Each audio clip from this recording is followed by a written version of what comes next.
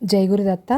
ఈరోజు భగవద్గీత క్విజ్లో క్వశ్చన్, భగవద్గీత 3వ అధ్యాయంలో అన్నాద్ భవంతి భూతాని అనే శ్లోకం ప్రకారం సమస్త జీవులు దేనివల్ల ఉత్పన్నమవుతారు? ఆప్షన్ ఏ నీటి వల్ల, ఆప్షన్ బి అన్నం అంటే ఆహారం వల్ల, ఆప్షన్ సి గాలి వల్ల, ఆప్షన్ డి అగ్ని వల్ల. మీకు సమాధానం తెలిసిన వాళ్ళు కామెంట్ రూపంలో తెలియచేయండి.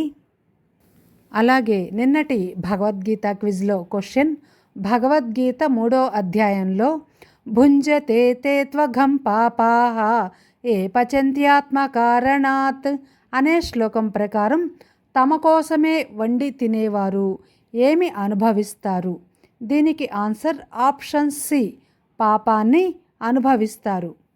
అందరూ కరెక్ట్గా చెప్పారండి. ఇలాగే రోజు భగవద్గీత క్విజ్లో పాల్గొందాం, గీతా జ్ఞానాన్ని పెంచుకుందాం. జై గురుదత్త, శ్రీ గురుదత్త.